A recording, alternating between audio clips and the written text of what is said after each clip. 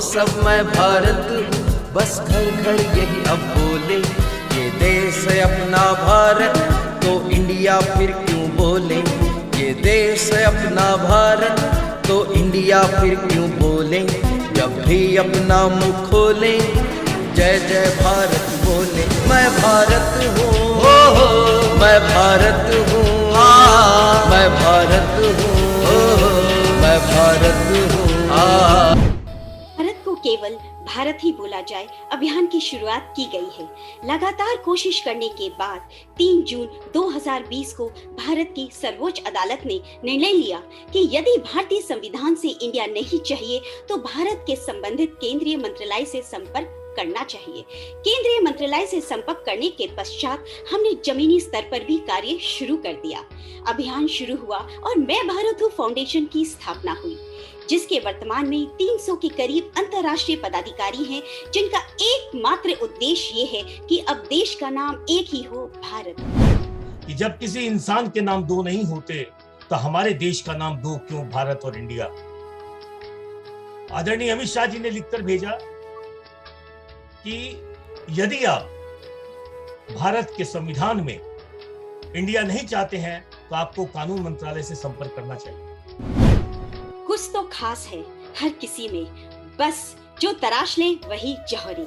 परिवार की परंपरा, माटी की खुशबू एवं संगीत के जादू को जन जन के मन तक पहुंचाने वाला किरदार सन 1957 में राजस्थान के राजगढ़ में जन्मे आदरणीय श्री दिलीप जी से आज के हमारे प्रमुख अतिथि।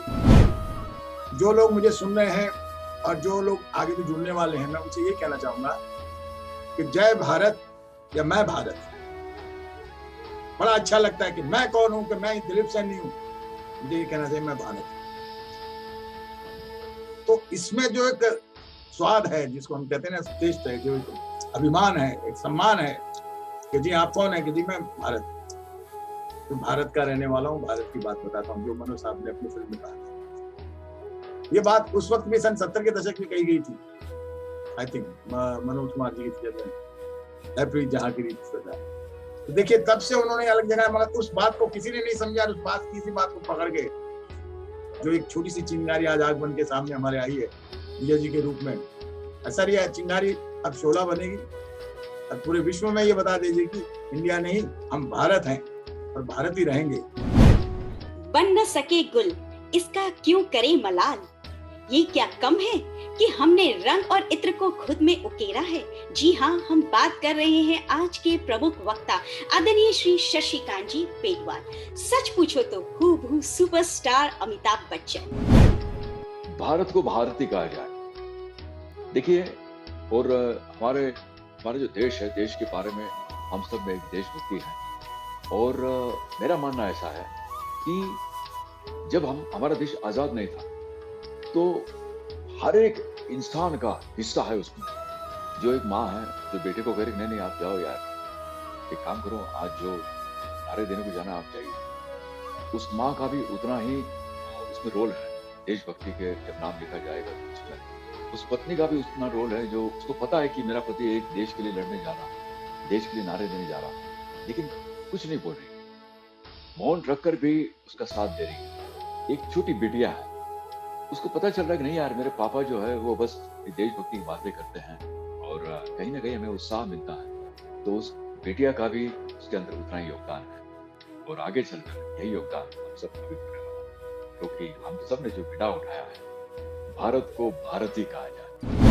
इसमें हमको यूथ को अवश्य जोड़ना चाहिए, युवाओं को और बच्चों को ज्यादा से ज्यादा हमें जोड़ें, जिससे कि उनमें एक राष्ट्रीयता की भावना जगे।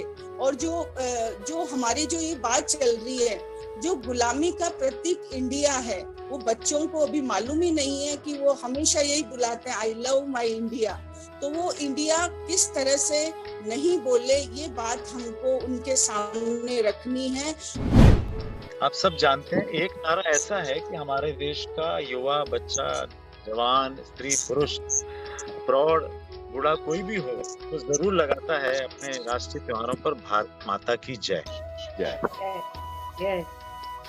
नारा तो वो लगाता है, लेकिन उसको अभी शायद पता नहीं कि हमारे देश के भी 2 नाम हैं, इंडिया भी है, भारत भी है।